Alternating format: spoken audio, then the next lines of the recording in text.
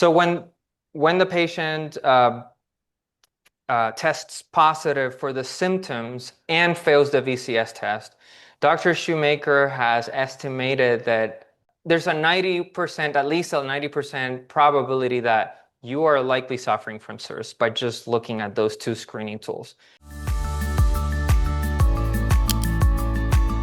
Hello, and welcome back to your Indoor Air podcast brought to you by Change the Air Foundation. My name is Kendra Seymour, and today's episode is for anyone who's ever felt sick but couldn't quite get an explanation as to why. Maybe you've been told, hey, your labs are normal, or you're shuffled from doctor to doctor without answers. Maybe chronic inflammatory response syndrome, or CIRS, is at play. Now, it's a condition that affects an estimated 1 in 4 people and is often triggered by mold and bacteria or other toxins that we're going to talk about today. But really, as a foundation, we talk a lot about mold. It really is more than just mold. And that's why I'm so excited for our guest today. He's going to unpack some of that for us. But in this episode, we're going to explore the connection between biotoxins and the immune system and chronic infections like Lyme and Babesia, Bartonella, and why healing can honestly feel so complex and frustrating and even isolating at times. I've been there. So our guest today is Dr. Christian Navarro-Torres. He is someone who understands us both as a scientist and a patient. And you're going to hear about, some of the diagnostic roadblocks, some cutting-edge research, real stories of healing, and what it takes to actually get better. Now, whether you're just starting your journey or supporting someone who is, this conversation, I promise you, is going to be full of science. It's going to also be full of practical guidance and, of course, hope. So thank you, Christian, so much for being here. Thank you so much, Kendra. This is really a pleasure and an honor, and I really admire and appreciate what Change the Air Foundation is doing for the community of people who are suffering from these chronic illnesses, mold, toxicity, chronic inflammatory response syndrome. And I feel like you're at the forefront of something very important, so thank you. Well, thank you for that. And you are too. So I'm going to give people a little bit of background because I love talking to you. And we were joking before we got on that we could have like 5 interviews with all the stuff that you're up to. But I want to give people just a little bit of background about who you are and what you do. So Dr. Navarro-Torres is a cognitive scientist with formal training in cognitive psychology and neuroscience. He's the co-founder of CIRS Lab, where he hosts memberships for both patients and medical practitioners who are pursuing a high level of understanding around CIRS. He's also the scientific director of the CIRS Research Foundation and works as a research consultant in collaboration with several CIRS practitioners.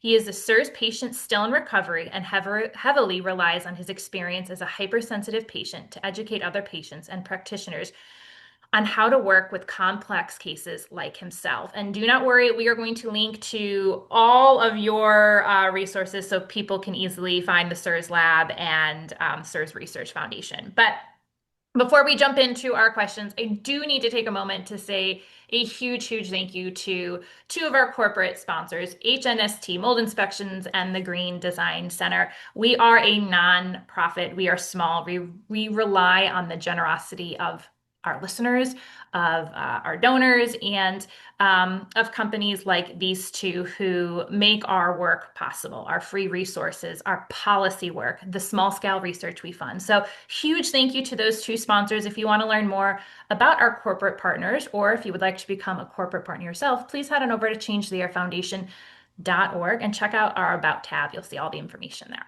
So let's jump in though, because we have a lot to cover. And I wonder if we could kind of set the stage for everyone listening, because it's estimated that roughly 25% of the population, which is just over 50 million people, are susceptible to inflammatory responses to like mold, bacteria, or other biotoxins. So can you give us kind of a high level, if that's possible, overview of what is chronic inflammatory response syndrome and what are the symptoms, what causes it?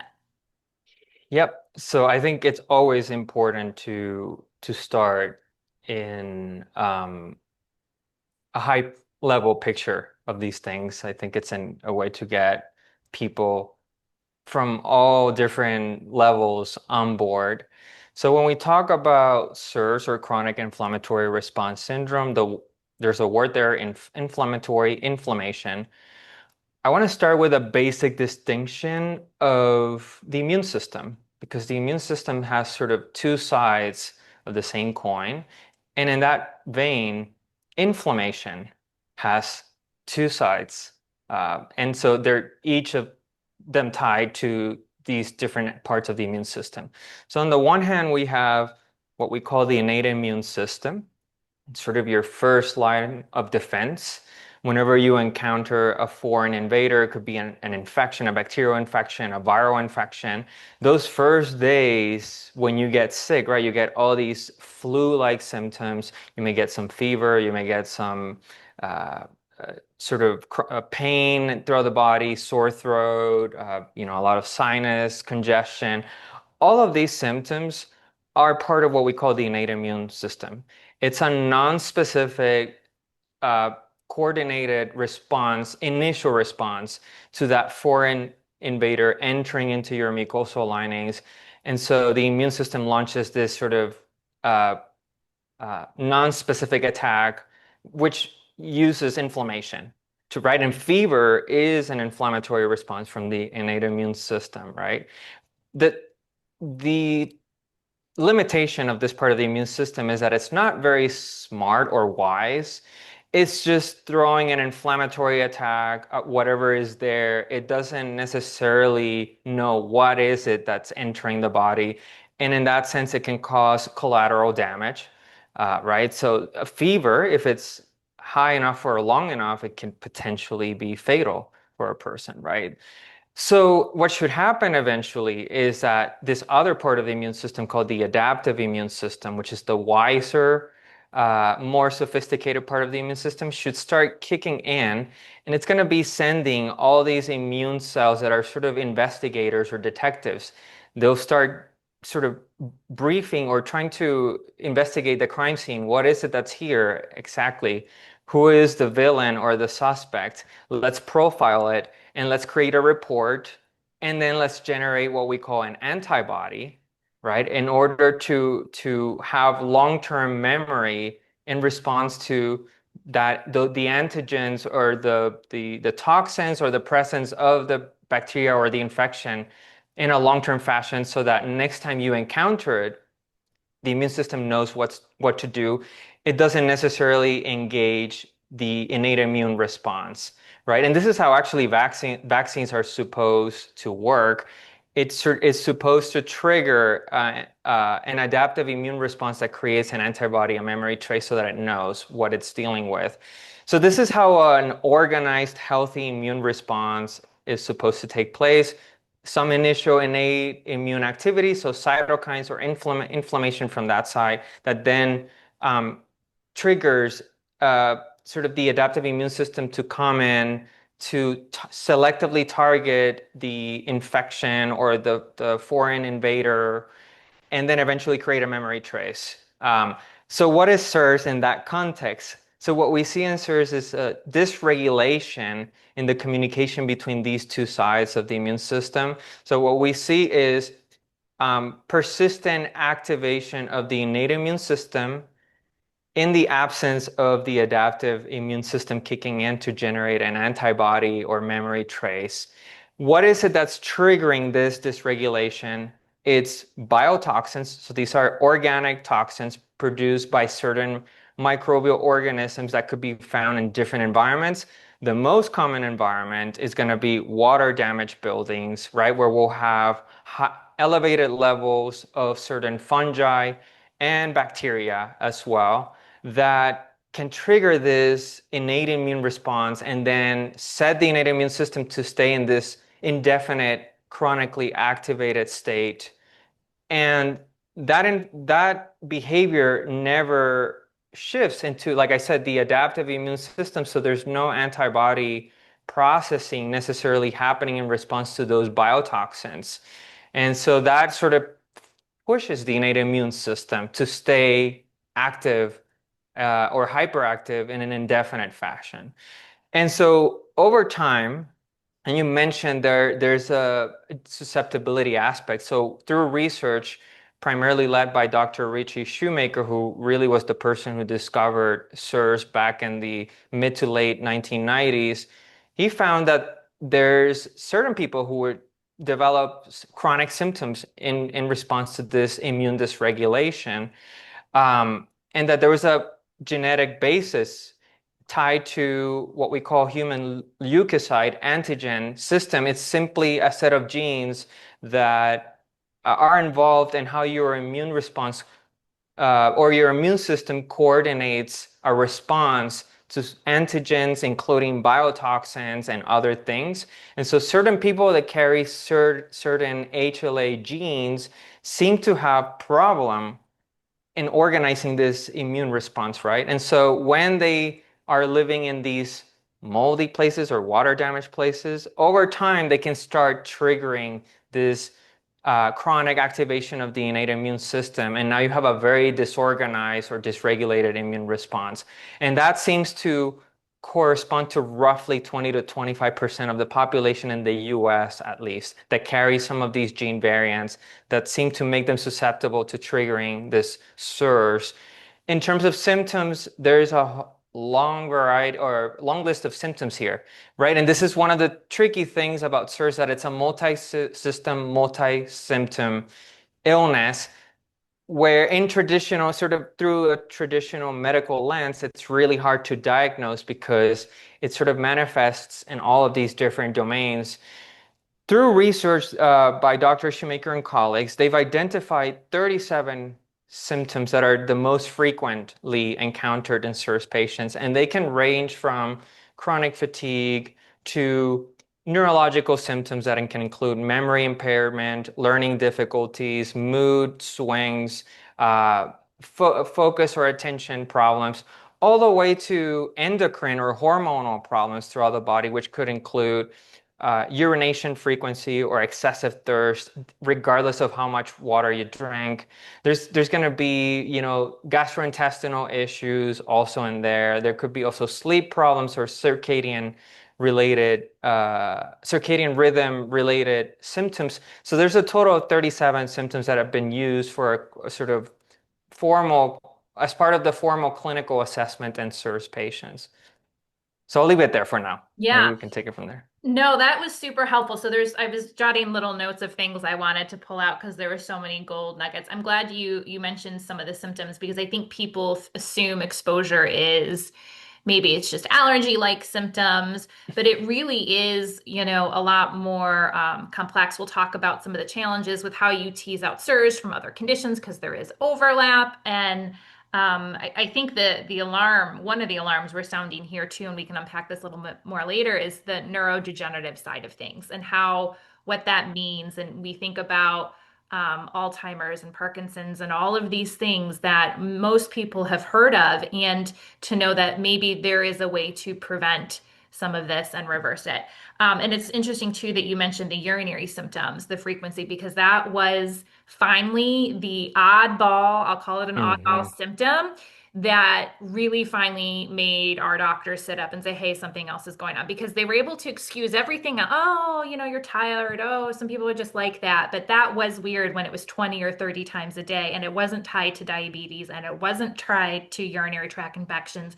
And, they were ruling out all sorts of things. So that's really interesting. So, and the reason why I asked you to talk about the immune and adaptive response um, first is because I think sometimes people, when they come to this, it's a little overwhelming to understand what am I reacting to, right? Because if I move out of that moldy home, some people will get better, but some won't. And they're like, well, I'm not being exposed anymore. So, barring like some type of colonization, which I know can be a little controversial, we don't need to unpack that. But the inflammatory response syndrome is what is happening to your body. It's why some of those people still continue to be sick. I once Yeah. heard it explained, and please feel free to disagree if this is not a helpful way for the layperson to describe it, Hmm. that the innate immune system was kind of like the alarm system, Hmm. sounding the alarm that something is wrong. And then the adaptive immune system comes in, and they're the kind of like the cleanup crew, and they're going to handle everything. And the Yeah, disconnect happens when the alarm is going off, but that cleanup crew never shows up. exactly. Okay, okay. There's communication breakdown. That's a beautiful way. I wish I would have said that actually from the get-go. I stole it from someone, and so it was what made it kind of click for me in context of everything you said. So I wanted to put that out there for people. Yes. So and I I think something too, we talked about a genetic component, and I think I heard Shoemaker, and please correct me if I'm wrong. He said, I think it was one of the interviews I heard him, about 95% of CIRS patients have the genetic disposition, but you don't necessarily have to have a genetic predisposition to develop CIRS. Is that correct? Yes, there are cases or documented cases where they don't carry any of these HLA genes that we typically associate with CIRS. So in that sense, this is really a very probabilistic, right? Genes are always very probabilistic. It's never a yes or no, or Sure. almost never unless you have something like a, chromosome mutation or like Down syndrome or something like that, which is right. But for the most part, genes don't operate necessarily in that way. It's more of an increased susceptibility, right? If you carry certain genes like ApoE4, certain variants, you might be more likely to develop dementia later on. It doesn't mean that you're going to develop it. And it's the same thing for these genes that have been associated to CIRS. And in that sense, you should expect to have perhaps a small percentage of people who don't carry these genes and could develop that. And, Yeah. and one reason that might be true is because what we see in CIRS is it's sort of a short-term adaptive response from the body to try to deal with the presence of these toxins. And this might be a very ancient behavior from bodies that can be traced all the way back into cells when they were developing. So in that sense, the point that I want to make is that we're all, in theory, are potentially wired to have this kind of uh, dysregulated immune response, but in its own dysregulation, there is a lot of systematicity in the kinds of abnormalities that you see, which tells you that the body is trying to do something coordinated, but it's just not long-term feasible for us. Yeah, no, and that's helpful. And I mean, the whole genetics and epigenetics is such a fascinating field and all of that. And we're learning so much every day. And all the work that Shoemaker's doing in this specific, and colleagues and you in this specific arena is super fascinating. So let's talk about then. How are people diagnosed with CIRS? Because here's something I see. It's a very specific criteria. And sometimes I see people say, hey, I have CIRS, and they haven't actually been diagnosed following the criteria. Doesn't mean they're not sick from mold or water damage building, but can you talk to us about how it's, diagnosed and what kind of makes the diagnosis challenging? Well, I think the challenging part of this is that there isn't a single test Hmm. that will tell you, oh yeah, you have CIRS. In the same vein, when it comes to the treatment, there isn't a single, you know, pharmaceutical agent or drug that will just fix the whole thing. And in fact, I think as we're advancing in science and medicine, right in the mainstream world, we're learning that that approach is probably not feasible for a lot of illnesses, certainly not chronic illnesses in general. So I think that's the primary issue is, well, you're dealing with again, multi-system, multi-symptom illness that you can't just pinpoint at this one thing to sort of pin down. In terms of diagnosis, there's a couple of basic elements that practitioners who are trained in treating CIRS will usually follow. So on the first, and they're going to use screening tools, and there's two aspects or elements of the screening tool. The first thing is a visual contrast sensitivity test. It turns out that CIRS patients, when they activate the illness, they'll do this test that measures your ability to detect contrasts or shades of, let's say, black and white and gray of lines. And there's a very specific criteria or pattern of abnormalities in being able to detect these contrasts that we see in CIRS patients. So practitioners will often start with a VCS or visual contrast sensitivity test to see if they fail or pass the test. This is actually readily available online. If you go to survivingmold.com, you can purchase a test for like $15, and it takes like maybe 5 to 7 minutes to do the test on each eye. And then you'll get a pass fail based on the criteria that's been established for CIRS. So then on top, combined with that, we have a symptom cluster assessment that we briefly alluded to. There's a total of 37 symptoms in this sort of questionnaire that have been used in CIRS, and typically you'll see a certain number of symptoms that will show up, not necessarily specific symptoms in the 37 symptoms, just as a certain number across different clusters of symptoms that group together. So when the patient tests positive for the symptoms and fails the VCS test, Dr. Shoemaker has estimated that there's a 90%, at least a 90% probability that you are likely suffering from CIRS by just looking at those two screening tools. From there, you would move on to a blood panel. So there are objective blood tests that have been identified to often show up as abnormal in CIRS patients. And so the first group of blood tests are going to relate to the innate immune system. And you're going to see things like MMP9, a marker called VEGF, or vascular endothelial growth factor, another marker called TGF beta 1, another marker called C4a or C3a. So these are all markers that are heavily or closely tied to the innate immune system, and you tend to see them elevated in CIRS patients. And a second subset of markers is going to look at neurohormonal markers, and this would be melanocyte stimulating hormone, or MSH, vasoactive intestinal peptide, or VIP, or antidiuretic hormone, or ADH, in relation to what we call osmolality. So those are some of the key hormonal markers that we look at in CIRS. And then there's the HLA, genetic susceptibility test, so you can get tested to see if you carry one of these genes.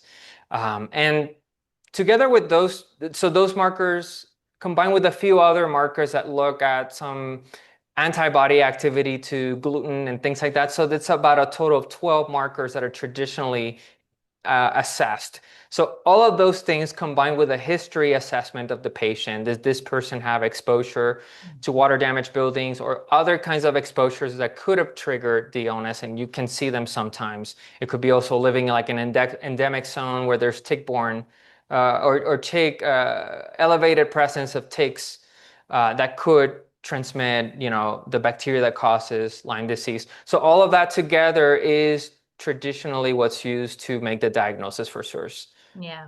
We're going to pivot in just a moment to like Lyme and co-infections and tick-borne illness and things like that, because I'm super excited to talk to you about that. I know you're doing a lot of work there.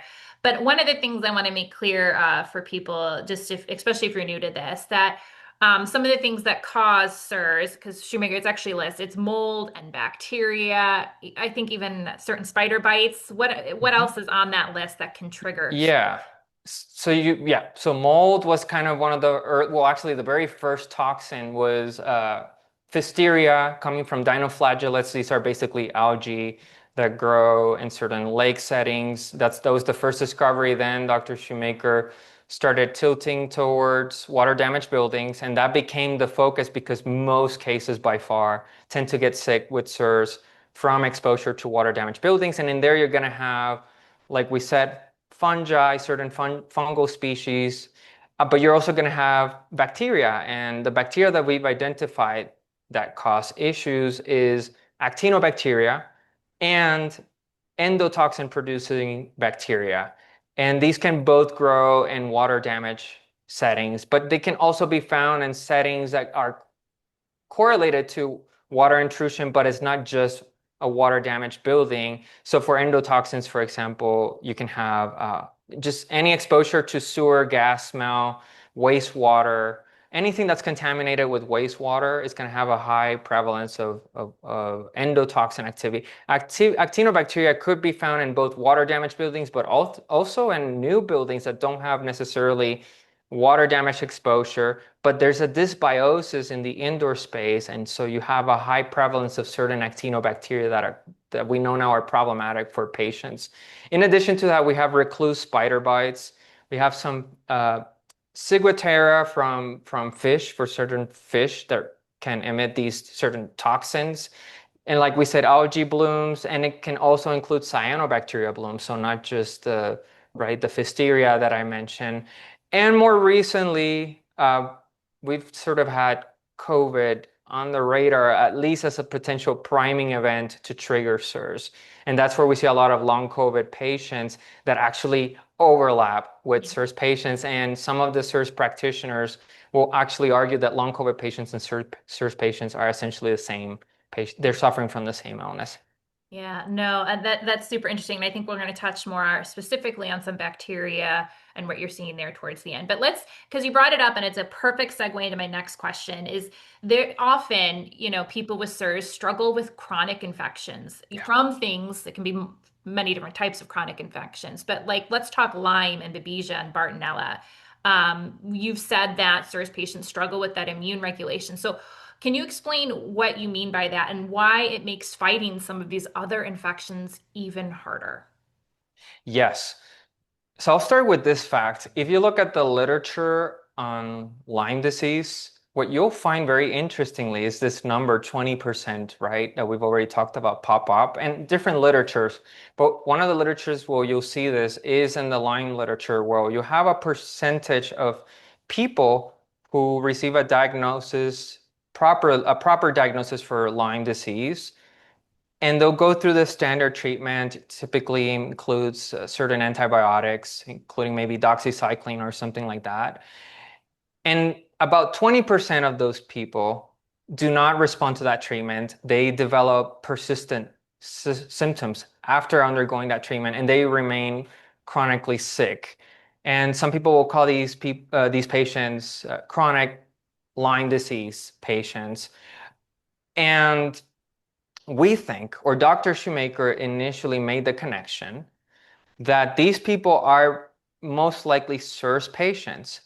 And the insight there is that these patients, yes, they develop a chronic infection, but they are unable to get rid of the infection because they have this regulated immune response. And right, so we talked about that connection between the innate immune system sounding the alarms and then the adaptive immune system.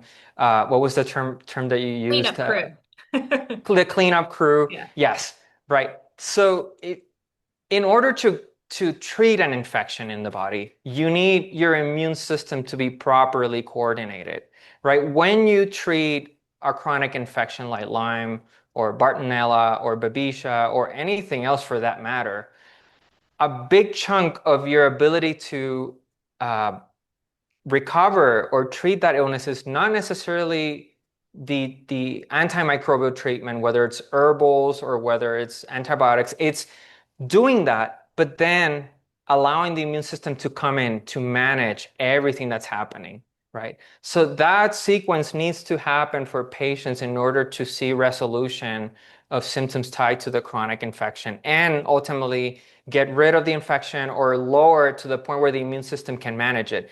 That's the key in treating an infection is your immune system, especially your adaptive immune system, coming into the scene and cleaning up everything and keeping everything managed, right? And so we've talked about the immune system being disorganized in SIRS. So if we follow that logic, well, if you have SIRS turn on and it's being triggered because of exposure to water damaged buildings and you're dealing with a chronic infection, it's going to be really hard to get rid of the infection with that dysregulated immune response. So often for SIRS patients, what they need to do is they have to treat the SIRS first, they have to fix the immune system, and then they start working on treating these chronic infections. That might not be true for everybody, but it's certainly true for a lot of people, myself included. I'm one of these people. I have a Bartonella issue that I never was able to figure out until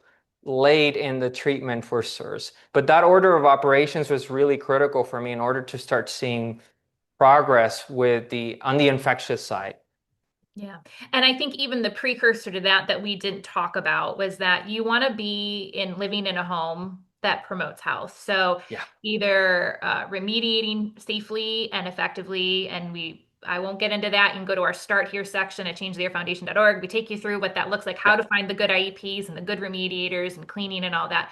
Um, in some cases for people it might mean moving, but that comes first. And I'm glad you brought that up because I got a tick bite many years ago, and I was fortunate in the sense that I actually had the bullseye rash, which helped convince doctors. We know that I think it's less than 50% of people, right? Depending on what study you read, actually get the rash.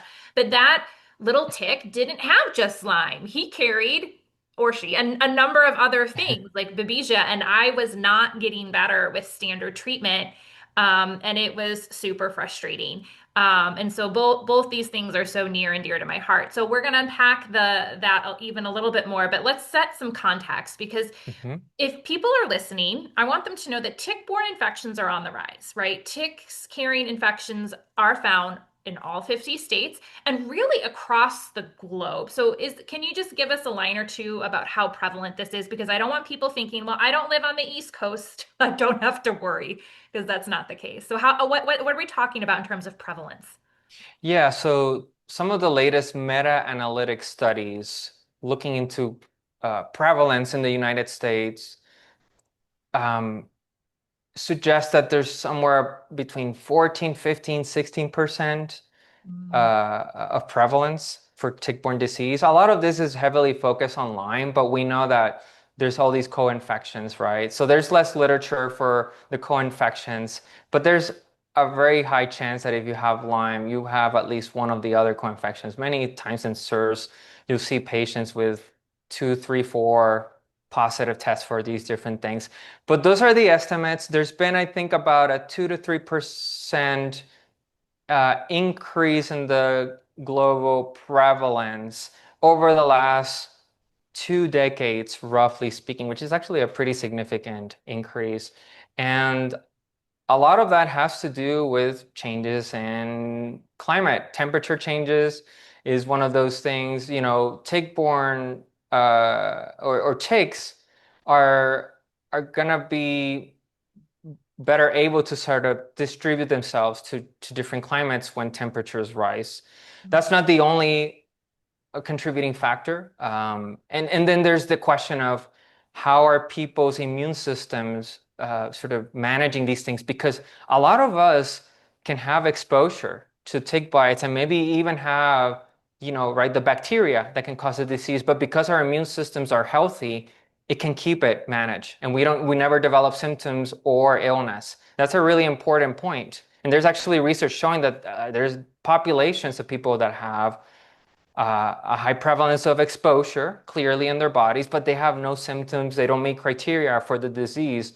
So these things have been around for a while, but we have to ask the question, what is happening to our immune system? And I think here the air quality, the indoor environments have a lot to do with, dysregulating our immune system and us being able to tolerate that. But yeah, so that's more or less where the estimates lie in the US at least. Yeah, and I think that is important for people to understand. I did not go hiking. I was in my yard where I keep my grass short, and that's where I picked up my tick. So I would, Yeah. some people would think, oh, I'm low risk. Well, it's just something that you want on everyone's radar. So let's talk about I know when I went to my like general practitioner for it. Like, what are some of the challenges with diagnosing Lyme and the co-infections? Maybe talk to that briefly, and then we can kind of get Yeah. into some of the treatment and stuff. And this again ties to what we've been talking about, that this regulated immune response that CIRS patients have inherently. So the standard testing that's used for tick-borne assessment is basically what we would call any immunoglobulin or antibody test. We'll see, doctors will be looking for elevated antibodies specific to the bacteria that can cause Lyme disease or Bartonella. That's sort of the standard criteria, other than very clear symptoms like the bullseye rash, like you mentioned, which a lot of people do not have that. Many people don't have, like, I never had anything like that in my history. So the main problem there is that, again, your immune system's ability to generate an antibody, that's part of the adaptive immune response, is going to be either disorganized or actually deficient. So what you see often in CIRS patients who have chronic tick-borne infections, right? Maybe they've had this for years, for decades sometimes in their body. And once SIRS became triggered or primed, right, you start seeing a lot of dysregulation, and these infections can start kind of creeping around the body because the immune system is not managing it. So what you see with these patients is you see a lot of what we call false negatives, Mhm. meaning they get a negative result in the blood test when in fact they have the infection present. And the reason for this is really, or at least we would argue or we think, is this dysregulation of the immune system. And in fact, practitioners who are well versed in SIRS and tick-borne infections, what they'll do is they'll start testing over time as they fix their SIRS. And what you'll see eventually with most of these patients is that eventually you'll start seeing them generating antibodies. So they'll start showing positive results as they fix the SIRS, as they start maybe doing some provocation to kind of push the immune system to launch an attack at the infections. And eventually you tend to see positive bands or elevated antibody activity, which is what we want at least initially, right? So that's more or less the issue with SIRS patients. Yeah. Well, and I mean, that is so interesting. Like, if the test is dependent on detecting the antibodies in my blood, but my body isn't making the antibodies, it's not going to pick up on it. And so I know you talked at CIRS where we got to finally meet in person about some of the nuances, the false positives, the false negatives that come along with that. I know that could be, you did a whole talk, and that was just like, I feel like scratching the surface before. But I know if somebody just high level was going to get tested for maybe like Lyme and co-infections. I know when I went, it was like the standard CDC, and there's some Yeah. limitations there. And it wasn't until I saw a functional practitioner, and I think it was the Hijacks. Do you recommend maybe a more reliable or just a path if people want to rule that out? Is there a better testing option out there, in your opinion? It's a great question. The short answer is no, not necessarily. There are alternate. So there's the what you said, the standard CDC uh, testing approach or criteria, which if you go to a LabCorp or Quest, you can ask to do these IgG, IgM tests for Lyme. Um, there are other companies out there like IGNX, you mentioned it, and Medical Diagnostics Laboratory or MDL that sort of offer a looser criteria in terms of what would be considered as positive for a tick-borne infection. In principle, that is perhaps a better place to start when you're just trying to assess the landscape and see, is there any evidence here to indicate that something is going on. Very often, even with those tests, you will still see um, negative results or an ambiguous interpretation of these tests. Certainly initially, when the patient is still very sick, they're still trying to get out of exposure, they're still trying to treat the SIRS at the earliest stages. It's sort of to be expected, but sometimes or very often actually patients in these alternate tests will show some trends that would at the very least warrant suspicion. So it's still a good place to start there. And I would say probably the MDL test might be a better option to start with because it tends to be more affordable. There may be insurance coverage for that sometimes. So you want to make sure you ask and see if you have insurance coverage. So it's a good place to start. It's a relatively more flexible test. And as you go further along, if you want to really document this, you can move on to perhaps something uh, more comprehensive, which would be the IGNX test. It has FDA approval now, so doctors might be a little bit more on board with that test. And then eventually you could try to see if you can get a positive test through Quest and LabCorp as you get better and you progress with the treatment. So that could be one way to go about it. That would be like a smart, informed sort of approach. Yeah, and I think that's where this unfortunately there's a lot of nuance, there's a lot of moving parts for people. I wish it was as straightforward as like how a pregnancy test works, right? But Yeah. it's definitely a little more complicated than that. And that's why I think it's important that people like find a CIRS literate or a Lyme literate practitioner, somebody who really has spent time learning about this, working with patients with these conditions because they can feel complex. Now, before we get into some of the research, because it gets really exciting, I feel like maybe we've kind of like, I don't want to say like just stressed people out a little bit. So let's like offer them a little bit of hope. I know you have Mhm. worked with countless people or even yourself. Can you share just a story or an anecdote about healing or hope or recovery that just to kind of give people something to hang on to if they're in the middle of this? Yes, I know firsthand how demoralizing and dehumanizing this illness, combined with all the different comorbidities that could show up, how much of that you can experience as a patient.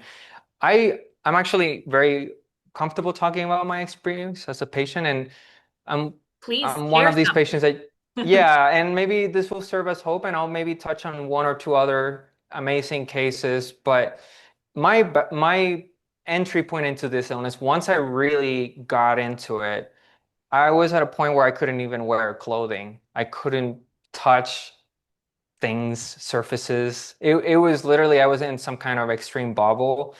Um, I lost 50 pounds because about 50 pounds. I was weighing about 98 pounds when I got really sick because I couldn't tolerate anything, even water. So I'm in this, I would probably be a reasonable representative of what people would call a hypersensitive patient. And, let's fast forward roughly 3 years from that. I mean, you saw me, I went to CIRS. I gave two talks. Before the month before that, I went to Miami for a conference in Spanish for medical community of Spanish speakers. I'm doing a lot of things that I really thought, how am I going to be able to reclaim this? And I know that now I get exposed with things in the environment, and I can tolerate it pretty well. It takes a lot of effort to kind of take big hits to start kind of noticing, hey, something's off here. I can still read the signs that in real time. That's one of the other things that for me, it's like I would immediately tell this corner of this building, the bathroom, and like I would be able to figure out what was going on over time because of my hypersensitivities. So, and the other thing was food for me. It was I mean, at one point I was doing an elemental diet, just powder and water, and that was it.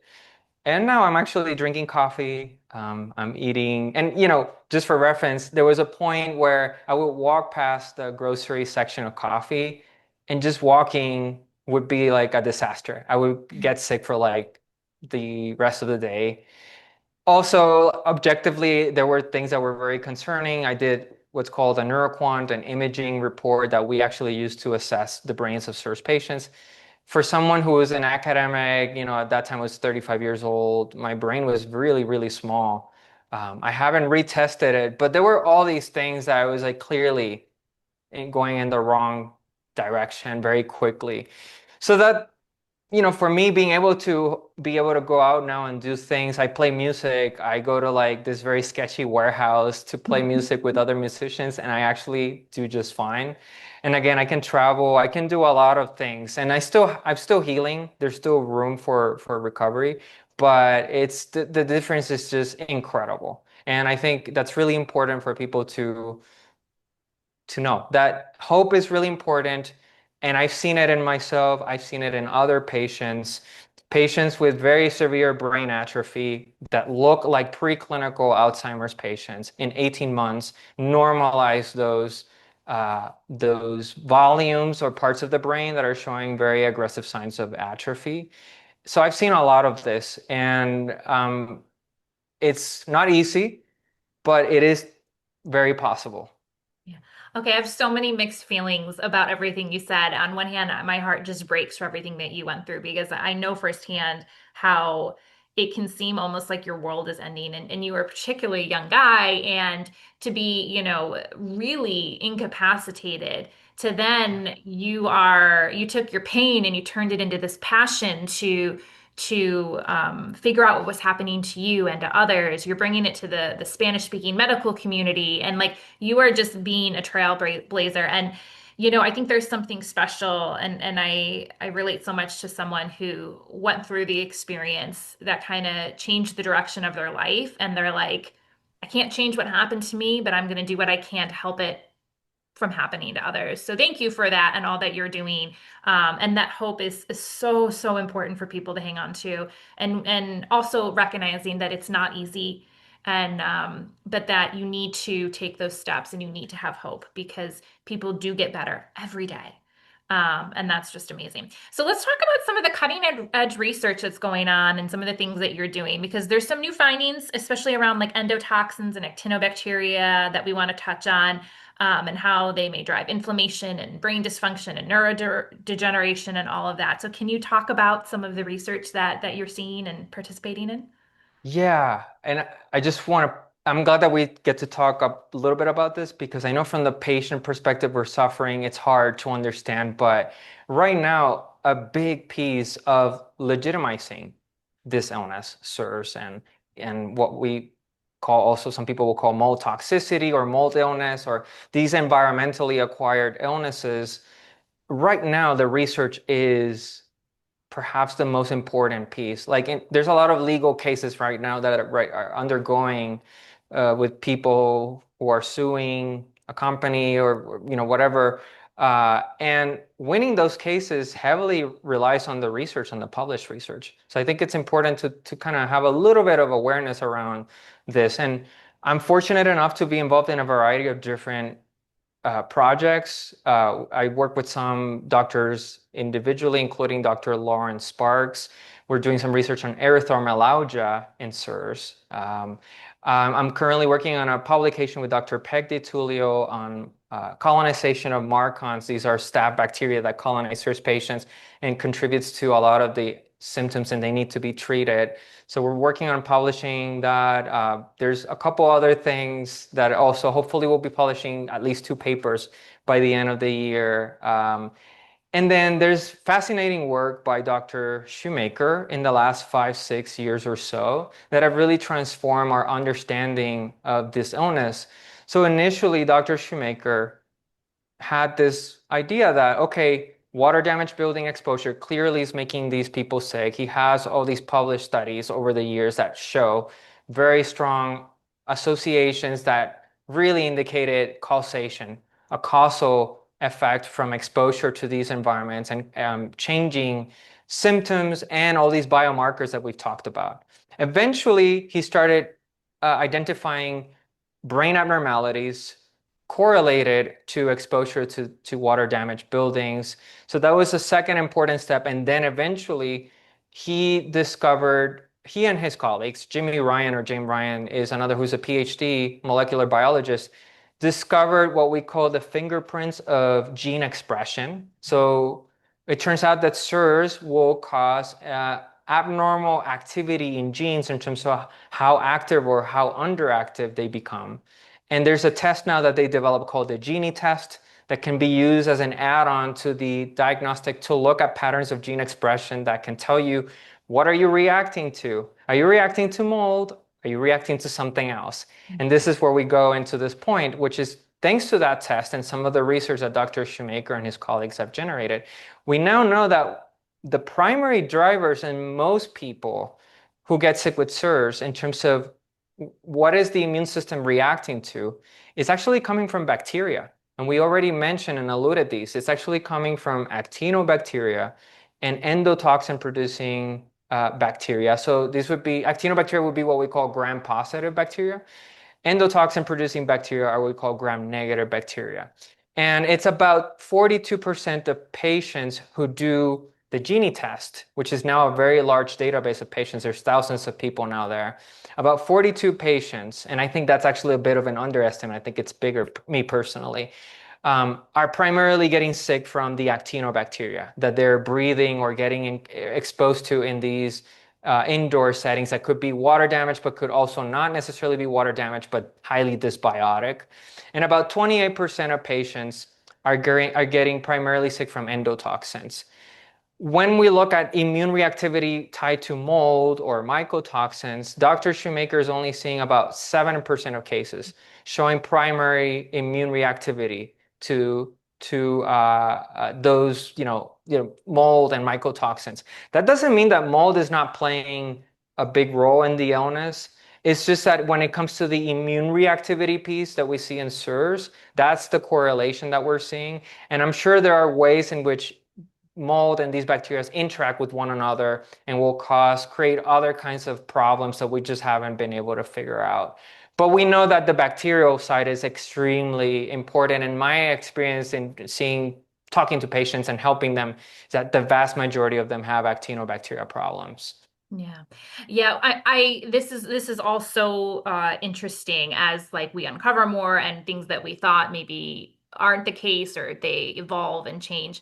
So, one of the things I'm going to ask you to do is maybe to pick, I'm sure it'll be hard, just a couple of your favorite research papers because we'll link to those in the show notes. And I'm going to put you on the spot and I'm going to invite you back after your research is published later this year, maybe the beginning of next year, and you can talk about some of that and we can dive a little bit more into some of the research and what you guys are finding out.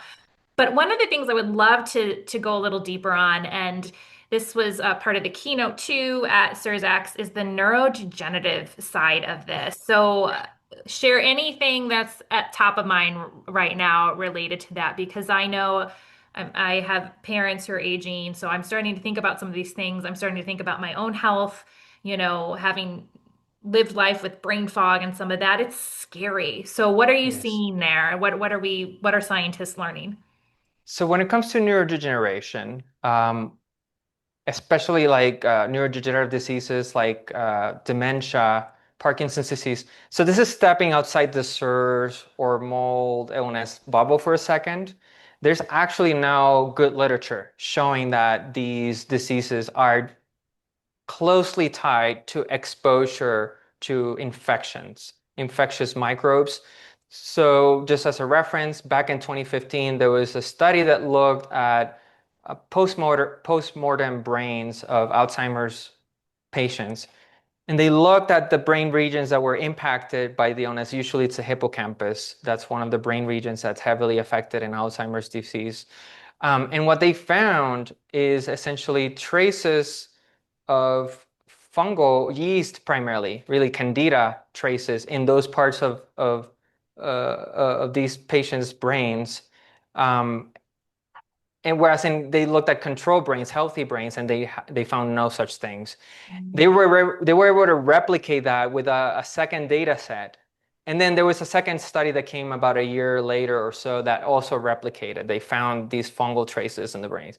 There's another study that actually found traces of a specific actinobacteria also in these brains. And there's actually animal studies, um, my studies more specifically, where you'll take like an actinobacteria species, for example, Propionibacterium acnes, which is the bacteria that causes skin acne. We know it's one of the biggest offenders in SIRS patients who are dealing with actinobacteria.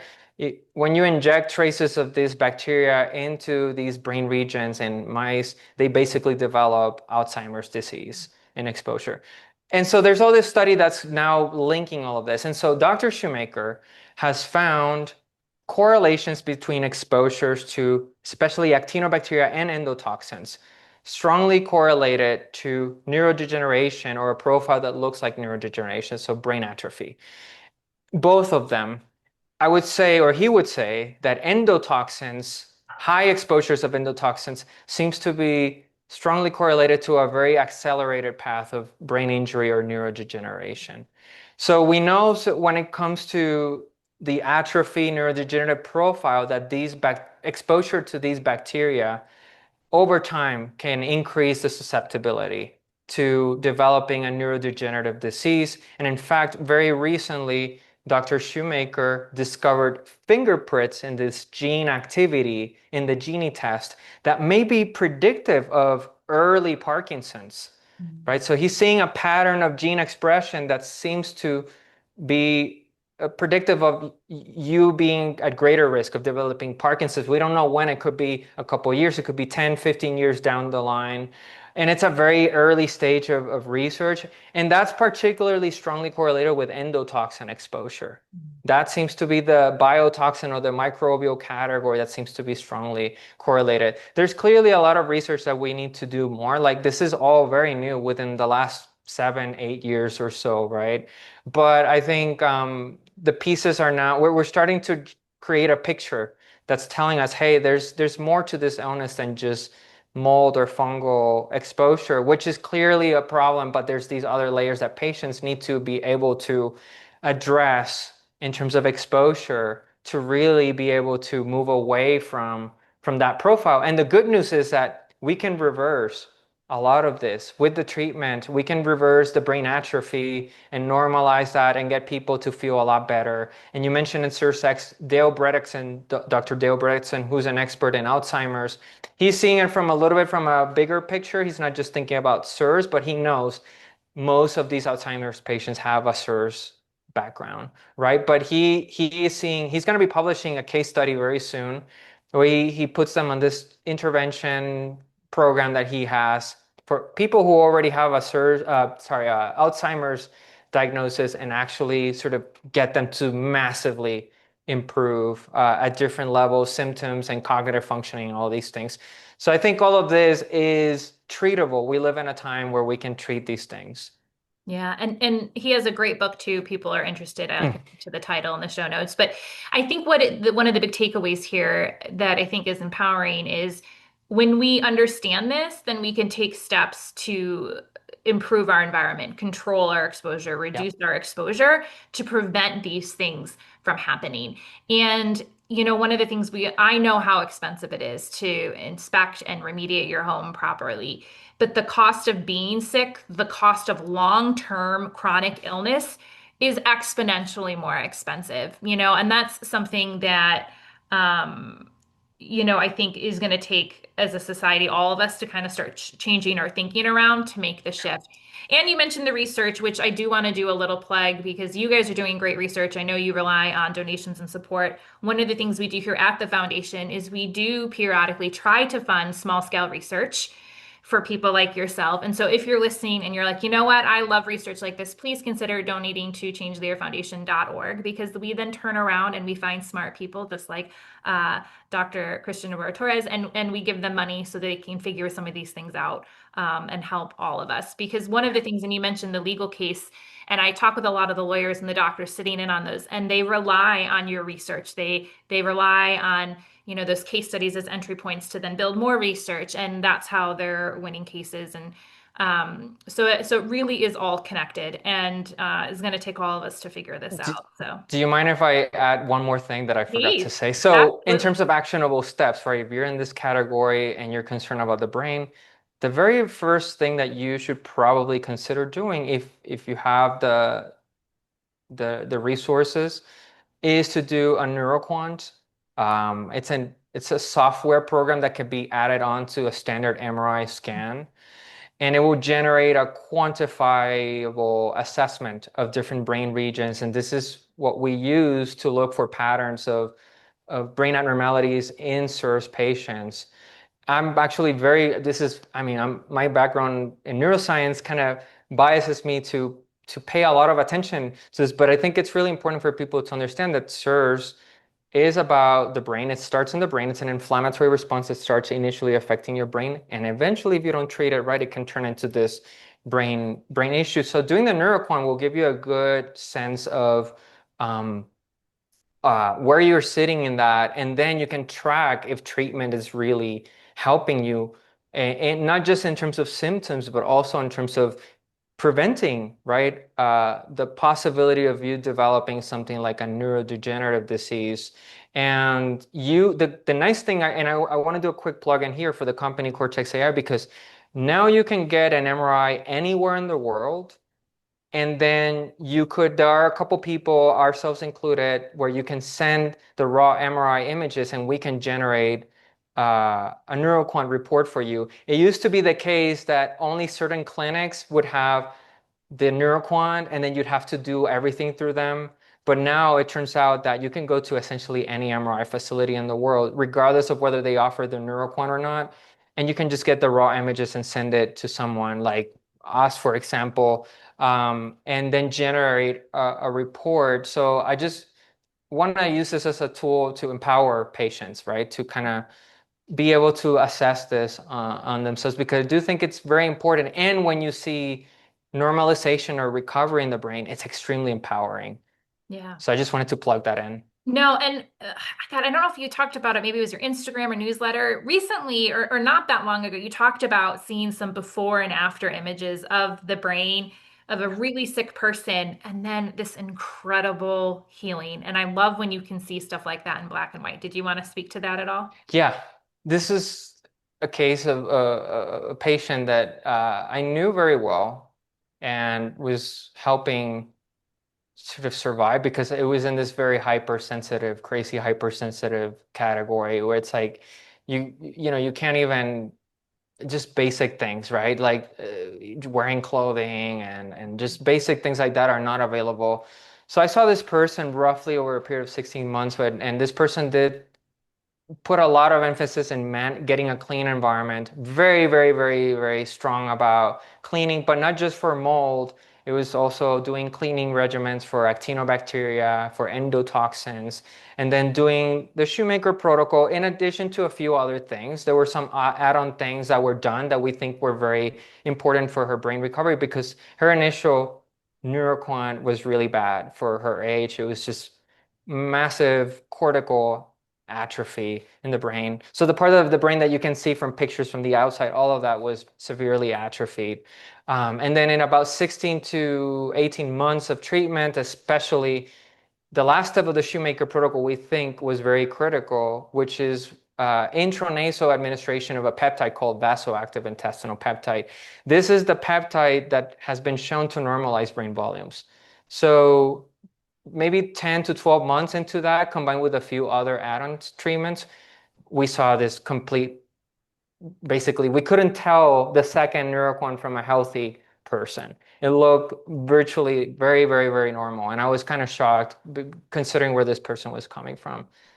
Yeah, that is like a big old dose of hope if you needed Yeah. one today. So we are so over time, and I'm gonna hold you, and I hope you'll come back because I know I'm gonna get questions from listeners just wanting to know more about your personal story. I know I want to unpack more about your research. But until that time comes, how if people wanted to follow you, learn more about the work you're doing, how can they get into contact with you?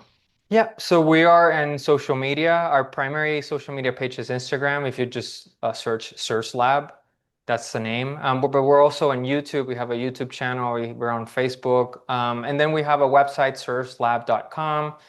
You can learn more about the things that I'm doing. We have memberships for like patients and practitioners. If you're interested in that, you can find out more about that there. So those are the main outlets where you can maybe get to know about me and also get in touch with us. Awesome. And we're going to link to all of those in the show notes so you don't have to hunt for them, and we'll try to make it easy for you. Thank you so much for being here. It's always a pleasure when we chat, and I truly appreciate you taking time out of your day to kind of share some of this insight and expertise with us. So thank you. Thank you so much, Kendra. And for everyone else, if you found this interview as informative as I did, and I know you don't want to miss any more like this, please head on over to changetheairfoundation.org and sign up for our newsletter. Or if you know someone who needs to hear this, share this interview, like it, click that follow button, help us reach more people. Thanks so much. We'll see you next time.